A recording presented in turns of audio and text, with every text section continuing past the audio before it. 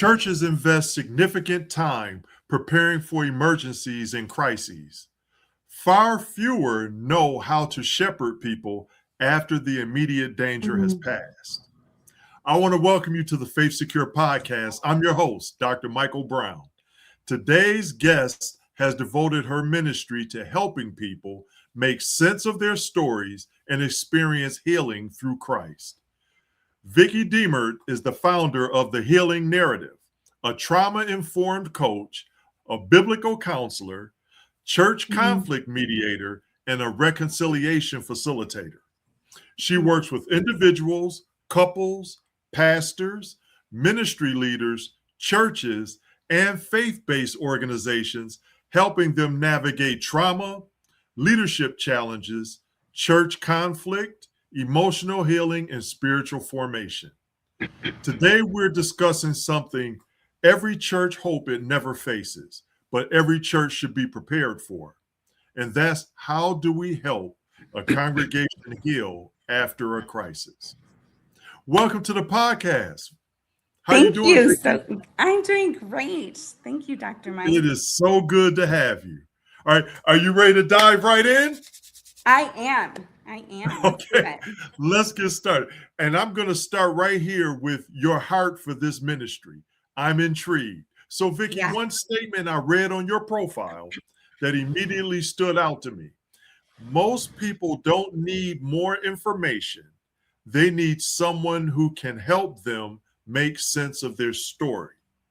Why has helping people understand their story become such an important part of your ministry? Because once I started to understand my own story, it changed everything. It changed how I engaged my husband, my kids, and even the way I talk about story or when people hear story. I think I want to just spend a minute and explain the way I'm talking about it because we can talk about story as like a timeline of events. I grew up in Michigan. I'm youngest of six kids. Went to Mhm. this school, like all true stories.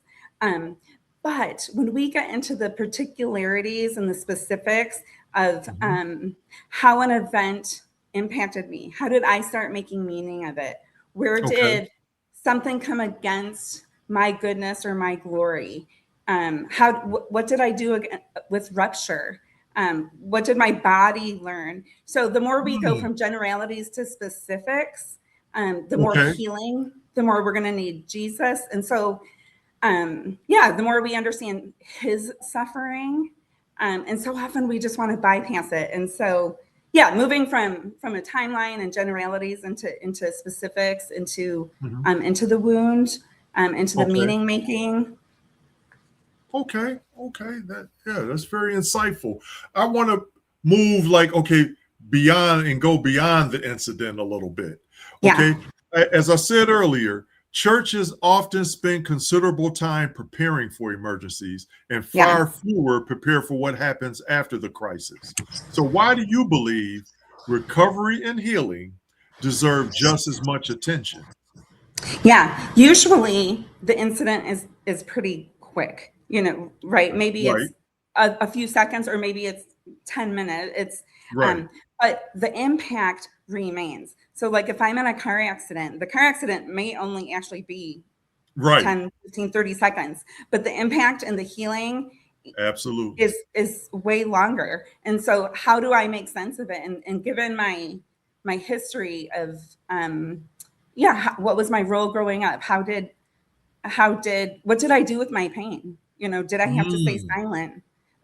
Was were my emotions welcomed? Right. I'm always going to be going back to story of family of origin and what I learned. So even something like a car accident is gonna how I respond to that is gonna reveal something. But yeah, like now what do I do with I'm afraid to drive or I don't want to go Mm. past that Right. street or right, like that's where the recovery is, and I can't work through that by myself. I need help. And so if we're not aware of like, oh, what do we do after in the recovery, where people are going to be left alone, and Yeah. oftentimes in our loneliness we're also making sense of God. And Oh, okay. does God care about my pain? Mm. Does he, will he intervene? You know, and so if I experience abandonment, and I'm not even talking about big T trauma like major abuse in family, but let's just say parents were not emotionally present, and I'm doing something with God in that. Like, oh yeah, this is Right. God abandoned me again, right? Yeah. He's not, he doesn't care. Or if I had to buck it up and be like, I can do this myself, Mhm. then I don't need God, right? So there's just, Ah, yes. what are Yes. people Yes. doing? Everybody's going to be doing something different. Wow, that's true. That's true. So now I'm gonna tell you, Vicki, in my podcast, a big theme is leadership that I talk Yes. about. Okay. Yes. So I want to talk about an example of, say, the first week. Like, imagine a church experiences a traumatic event this Sunday, right? What should a pastor's leadership look like during that first week in the aftermath? I would say presence. And what is our theology of suffering? It's weep with those who weep. And so often, sometimes we'll be like, let's make sense of it, or let me Mhm. tell you something about God, or we'll go to like the left brain where we make sense but this was a right brain experiential thing that happened. Okay. And Okay. so often we'll kind of do we'll try to meet a right brain experience with the left brain, the cognition or the academics or the theology, when Mhm. I think about in scripture, I think it's in Jeremiah, the weeping women, and it Okay. says, women, teach your daughters to weep and wail. And there's Ah, something about like somebody's weeping with me, and my pain matters. um you right. think about Job, his friends sat with him for like the first 7 days, right? Like there was Right. presence. And so like presence matters. And I don't have to try to make sense of something for you.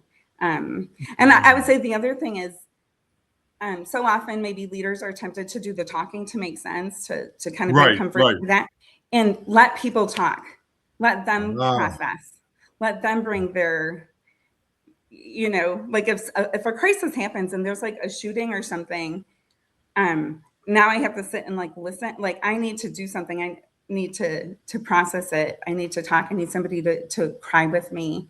mhm. And normalizing lament and mourning, and normalizing that everybody's going to process differently. That's You're right. going to have That's people who right. are angry. You're going to people who are going to not look at it. You're going to have people who are right. And so normalize that however you're responding is welcome. Wow. And then I like the part where you said about just being present sometimes is all that's required. Some people Yeah. feel the need that they have to say something, and Yes. that's not Yes. always the case, No, no, because no. more often than not, you'll say the wrong thing. Yeah. Yeah, that's right. And I want to like share a little example from my story. Like story I think became really important because there was a season in my life where I struggled with generalized panic disorder. Like I Okay. couldn't leave the house. I was having panic attacks. And so many friends and well-meaning believers would give me scripture. But like I actually couldn't read a line because my brain was like I was in so much. So Right. it felt like I was failing at faith. And then at Oh, one point, it wow. just got really, really hard. And we were trying to decide, oh, do I need, should I be going to the hospital? I was off and on the phone with my doctor all day. And everybody in our small group, I think at that point had reached the point where we're like, we don't know what to do. And they all showed up at my house, and I'm just a mess. And everybody that showed up, the first thing they said to me was, Vicki, we love you.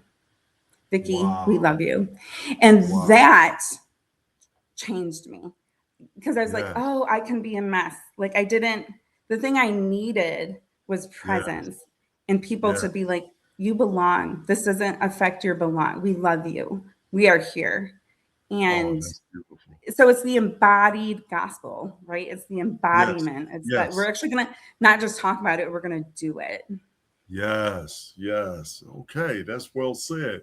Now, as we know too, Vicki, trauma doesn't affect only individuals. We know it affects entire communities. Mm-hmm. So, how does trauma impact a congregation And what should church leaders understand about that process? Yeah, it's individual, but it's also collective. Because now here's Mm, a shared experience, and so as the community, they've all experienced something, and mhm. so there's a commonality that we're going to connect around the thing that we have experienced. Okay. But that doesn't remove the individual. So kind of like what we said earlier, that there's this collective experience, but um, everybody's going to have their own, be putting their own meaning to it, trying to make their Yeah, own right, sense, right. even based on Absolutely. like what were my survival strategies growing up. That's going to come into to play. Okay. And if I'm not allowed to, if I was never allowed to grieve, and now you're grieving, and I don't think I can grieve. It's not conscious. It's just Right, my right. story playing out. And so you have the collective working through with individuals, processing, experiencing it differently. And so, um, yeah, I think it changes the congregation because it can become like now it's a marker in that congregation's history. Right, Um, right. and, you know, like, oh, now we have this thing Yeah, that yeah. happened that we're all processing through. Okay, okay. Now, on that vein, I want to turn the focus a little bit towards the pastors, Yeah. okay? Because they have to shepherd while they're hurting, because sometimes we forget that pastors are human too. you know, Yes. so Yes. now, because pastors and ministry leaders are often expected to comfort everyone else while they carry their own grief, how Yeah. can leaders care for themselves while faithfully caring for others? I I love this question. And so a lot of my training comes from the Allender Center. Dan Allender is narrative focused trauma care. And the reason I say that is because one of the things that they say a lot there is that you can't take somebody further than you've gone yourself. So Mm, if a pastor or a leader has not done their own personal work, like they may be a super gifted speaker and know right, theology, right, right, but if they right. don't know themselves, that's going to leak out. And so their Mm, story now is also coming into play. And they have to, at minimum, be aware of that. Again, if they grew up not being able to weep, mm, or their theology of emotions is they're bad, you can't have them equal, right? Like that's going to somehow leak out. Um, and so oftentimes they believe that they need to be the one that's leading. And this actually might be a moment to model I I also need care, and we live like the kingdom is big. And so it maybe is. thinking outside the box and being like, I'm going to pull in somebody else that isn't as affected right now. Hmm. That they weren't in like in the room, or it's an expert or another pastor from a neighboring sister congregation or Okay, something. Like, okay. let's utilize the resources and the relationships we have, and to be like, you know what? Actually, maybe I don't have to be the one in this moment because I need care. Mm, And I worked at a biblical counseling agency years ago. One okay. of the founding people of it committed suicide. Oh, And what do you do with a founder of a biblical counseling agency that commits suicide? So it wow. was like an A bomb went off, and I was like, Absolutely.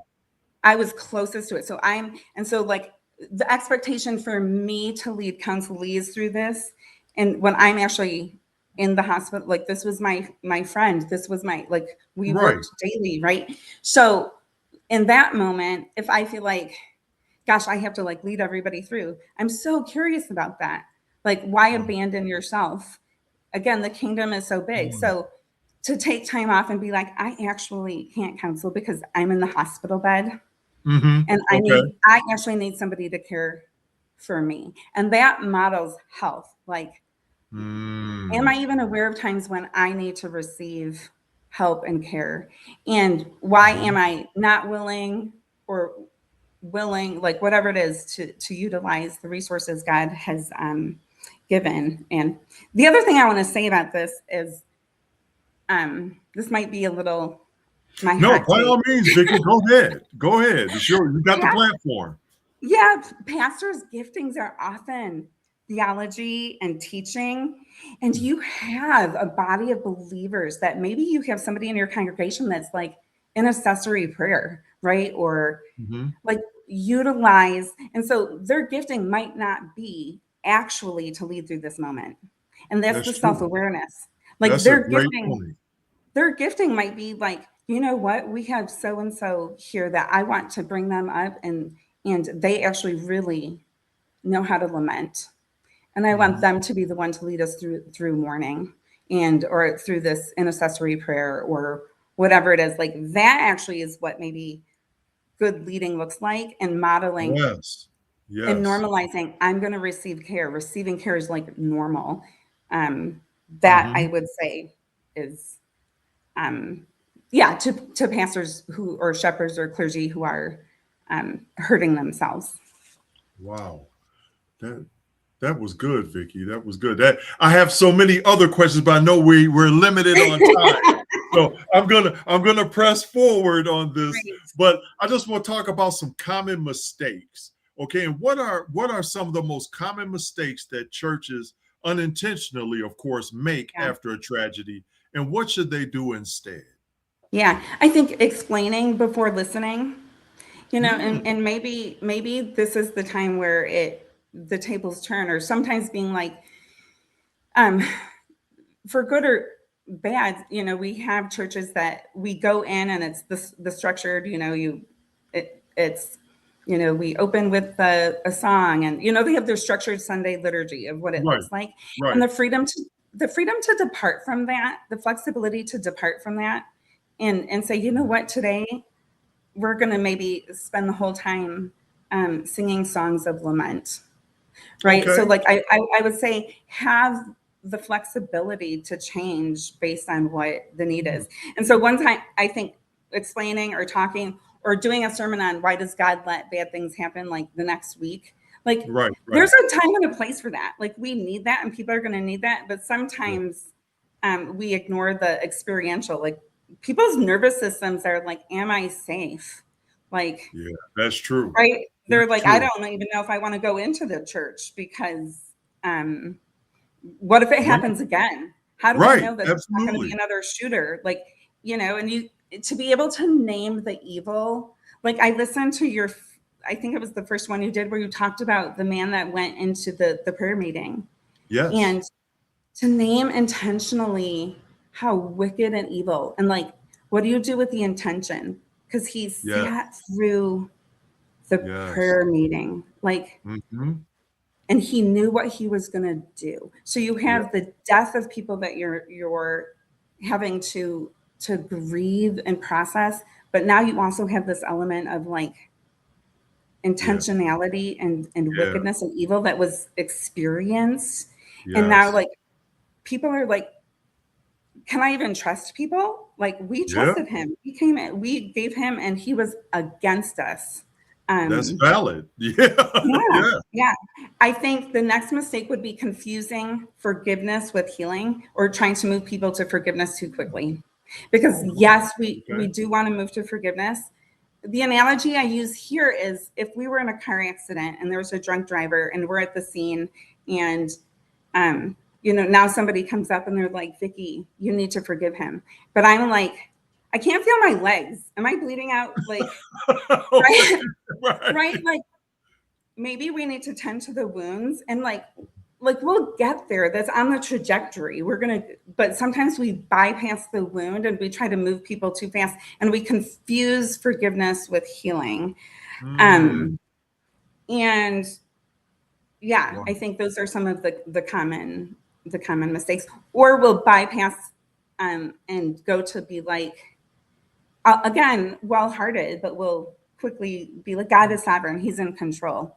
But we Yeah. just bypass the pain. Like people, maybe they are questioning his sovereignty, but maybe they're not, right? And so Yeah, we not have doing the to spiritual right. bypassing. You're right. Yeah, I mean, we have to be mindful that sometimes it's real simple. These things take time. Yes. We have to Mm-hmm. be mindful of that. Okay. Mm-hmm. I want to talk about an important part of the community that gets impacted, and that's the children. Yeah. Because the children, of course, they process trauma differently than Yes. adults do. So, how can churches come alongside children, parents, and families during difficult seasons? Yeah. I would say I want to start with the kids because, So man, by all means. the little ones, right? I would say kids are more resilient than we give them credit for. And sometimes we try to, rightfully so, protect them from suffering. And so we don't tell them the hard things. But Right. but then at the same time, we're not giving them the tools or the words that they know that they need in life to process hard things. And so maybe, we don't want to give them maybe too much information, but if they're asking a question, giving them the information and asking them the questions like, how are you thinking about that? Like how are you making sense? And so again, the explaining too fast versus like drawing them out. Right. And maybe we're telling them something and they're way over here, or they actually have a really profound insight. And so I think being like, yeah, maybe they are resilient, and I want them to have tools to process pain and grief and be like, your big emotions are welcome here. And so if we can't do that, that's going to impact, again, what they're doing with God. Like, this, and what implicitly might be taught is, this isn't a place where I can bring my perspective or my thoughts, or, it's not explicitly said. But I think parents, I'm going to, again, go back to a story. If parents have know their story and they have a bigger capacity and they have tools to regulate, that is going to be so helpful. That's for true. kids. Yes, And so absolutely. Letting people be where they are, giving them the words, letting them be angry. I mean, in so many faith communities, we think it has to look so neat, but man, you read some of the Psalms and you're like, Psalm 109, it's like, may they're, he's mad, right? Okay. Fatherless, and so there's this permission to lament and go to God honestly. And so many times we just feel like we have to do it so nicely and neatly and the right words. Right. I mean, yeah, God can take it. He's a big God.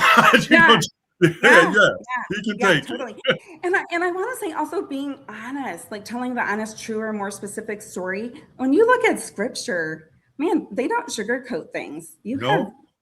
I mean, you have people. I mean, those stories are pretty explicit sometimes, and yes, so the biblical authors aren't sugarcoating things. They're naming. They're naming things as they are. They don't feel like that they have to protect the character. They don't have to protect King David, right? Okay, that's true. Now, I want to touch on something, Vicki. You actually talked about it earlier, but I just wanted to touch on it again quickly about when to ask for help. Now, how can church leaders recognize when it's time to bring in outside counseling, trauma specialists, or other professional resources, or bring in Vicki? How can they recognize when it's time to do that? What advice would you give? Yeah, I mean, I would say if you're wondering, like if that's a question, just do it. Like, let's just normalize asking help.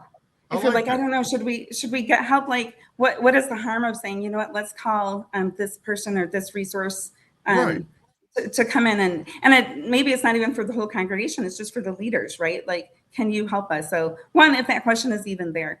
Two, I think having self-awareness and being like, you know what, I'm actually not trained in this. I don't want to go outside of my competency because I actually can do harm. So for example, I am not trained in substance abuse. So if somebody came and wanted my help with substance abuse, I would not be loving them well by doing something I'm not trained in. Like, I don't have a specialty. And so I would, I have my referral list and be like, I really think this person who they have training in it. So, and I would normalize asking for help. Right. And I would say, like, know who's in your congregation and what their giftings and specialties are. That's right. True. You don't even have to go outside. You could be like, we have, so and so that they have this in their history, or they're trained in this. Let's have a conversation with them. Right, Let right. people with their giftings, their God-given giftings, be made available to the church and to the kingdom. That makes so much sense, Vicki. You're nailing it. You're nailing it. Now, that question you just answered, that was a reiteration. And certain points I like to hammer home. So we're going to touch on something else again about surviving to healing. And how do we know when the church has moved from simply surviving a crisis to genuine healing? And you talked about it earlier, but I just wanted a little more emphasis on it. Yeah, I think how we understand healing is really important, because healing isn't necessarily the absence of pain. And sometimes I think we think it is. So, if I have a surgery, like the doctors will actually say it's going to hurt for X amount of days. The healing in and of itself is evidence of the body's doing what it needs to do, and that is healing. So sometimes I think what we think healing looks like, it actually doesn't. Being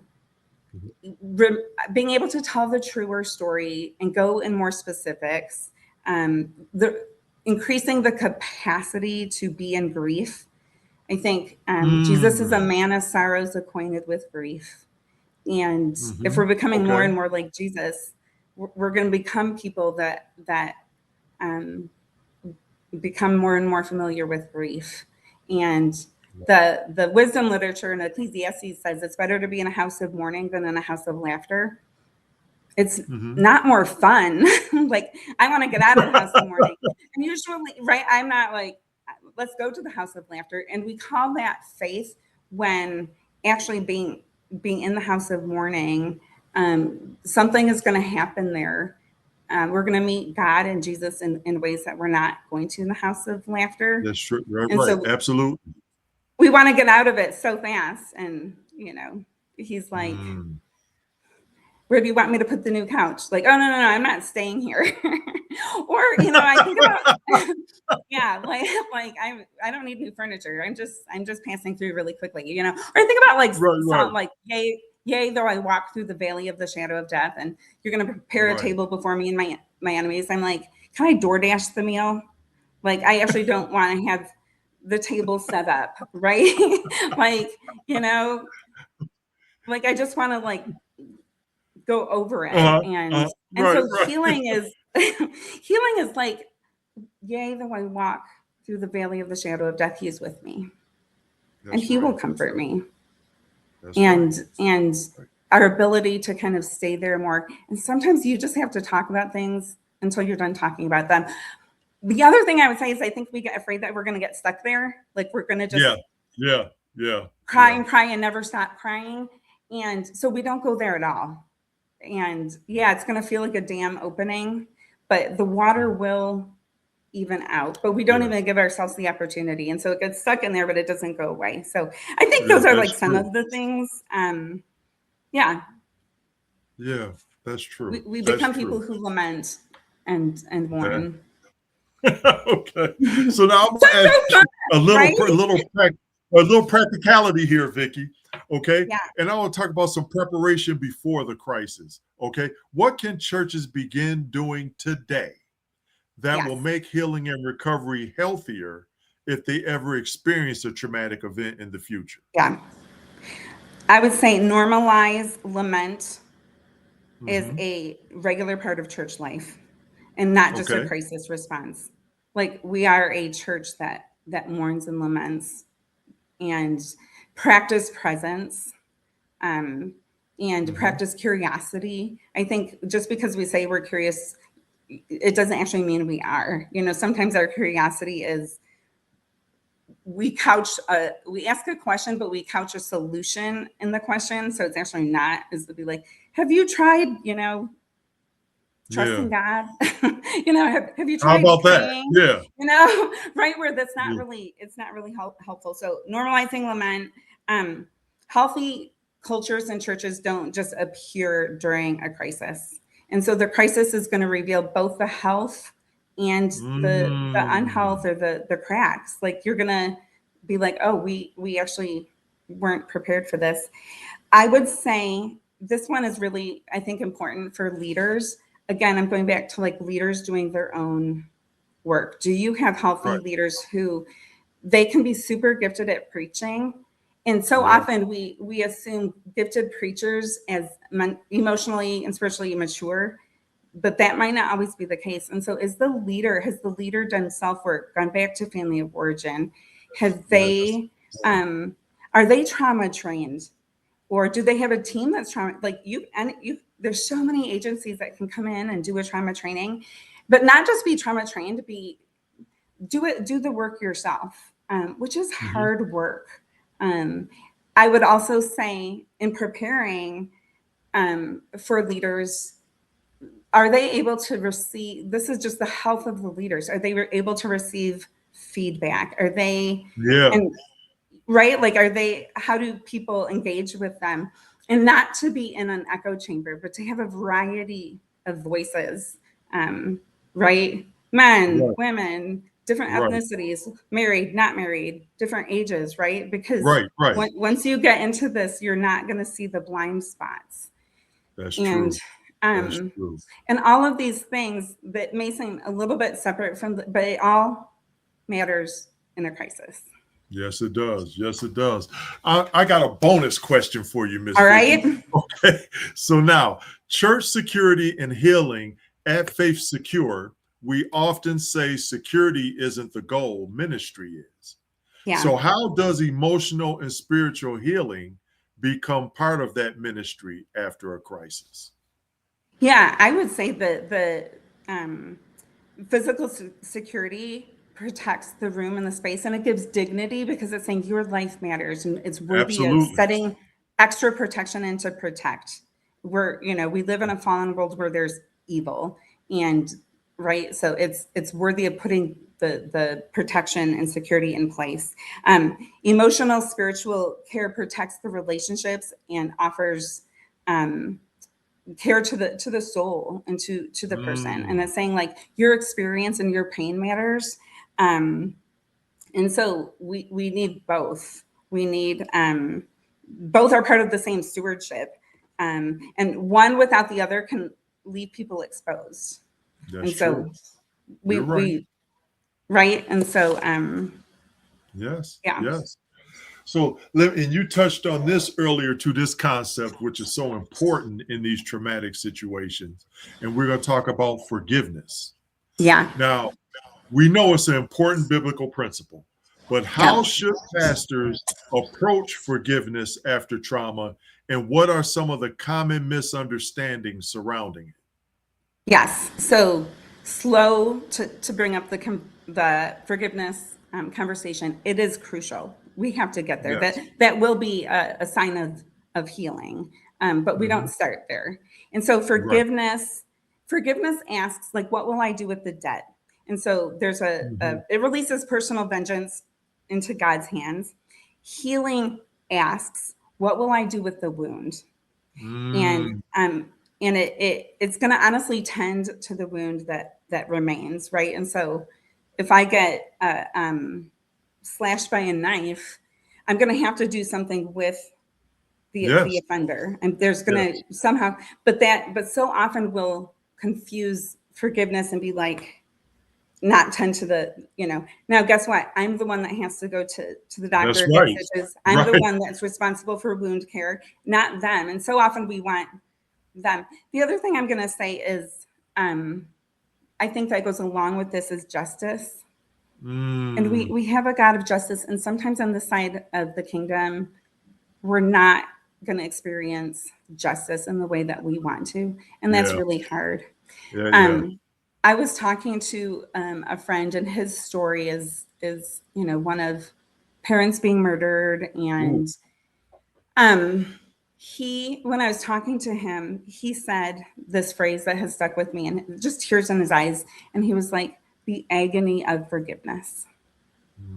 And it felt like I was looking into the eyes of Jesus, because we talk about forgiveness so flippantly, and we demand it. We, say you have to do it, but the agony and the cost. And when we look at Jesus, we think about him on the cross with the crown, Right, right, nails. right. We're looking at the cost, and Yes. and the cost affects us, and so often we bypass what it costs us to forgive. Yes. And Yes. so sometimes having that named actually helps us to forgive and to be like, this is what it cost me. Wow. Sleepless nights, loss of trust in Yeah. whatever, like just naming the cost. Because it's the cost that really, if Jesus didn't die on the cross and we're like somehow like you're forgiven, we would Yeah. just probably be, it wouldn't matter to us as much. Right. That's a good But point. because That's we a see good the point. cost, we're like, Yes. I don't Yeah. deserve it and I'm not entitled to it. Yes. And thank you. Right. And so Wow. it's a longer process, and to give Right. people Right. that space to be like, it's going to cost the agony of forgiveness. Wow. Man. Yeah. So Vicky, after that, we got to give them some hope. Okay. Yeah. Yeah. So now, where Yeah. does genuine hope come from after the unthinkable has happened? Yeah. I'm going to say sometimes we think hope equals the absence of pain, and it's Right. not the absence of pain. And so it's Christ's presence inside the pain, which is a very different promise than this will just stop hurting soon. And like in the story I shared before, when people were trying to like give me Bible passages, hope actually came in their presence. That's right. Right. And something changed when they came and embodied Christ's love, where they looked at me and they were like, we love you. Right. So your Yes. pain matters. There's hope there. And that actually gives me the freedom and the capacity to move towards forgiveness, that there will be healing and time. So hope grows out of being truly seen in the worst of it, but not being talked out of feeling it. All right. Wow. That, Vicky, I think about Jesus. He moves toward, in Matthew, he's just moving. After he teaches, the Beatitudes, you just see him moving towards pain, touching, right, yes, restoring people to community, and right. Wow. Vicky, you dropping nuggets all over the place. Man, I love it. I love it. Now, before we get you out of here, Vicky, yeah. we have what we call the Faith Secure Lightning Round. All right, let's do it. So no, I'm going to give you a word, and all I need is a word that comes to your mind or a short answer response. Okay? Okay. You ready? Yeah. Healing. The capacity to stay connected to God, yourself, and others in the midst of pain. Hope. You just spoke of it. Yeah, Christ's presence in the midst of pain. Grace. Grace lets us tell the truth honestly, but without being destroyed by it. Okay. Resilience.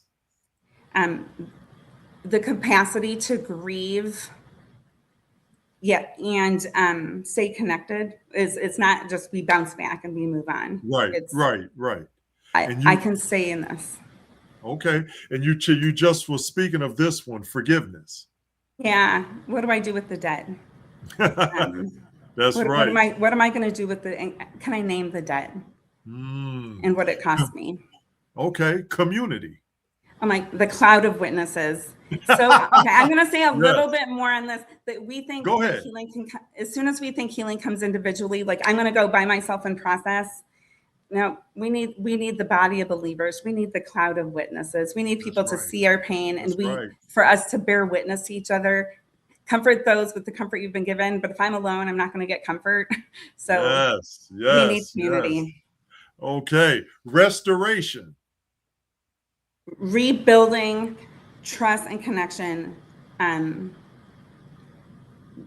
Forgiveness is a part of that, but forgiveness doesn't equal that everything is restored. Right. But it's the process of rebuilding trust and connection. Okay. And the last one, faith. Going to God and saying, I need help. I'm going to bring my pain to God. I trust that you are going to help me.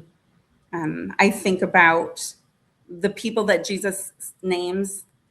What great faith. There's a woman on her knees weeping before him. And he's like, what great faith. That's right. That's right.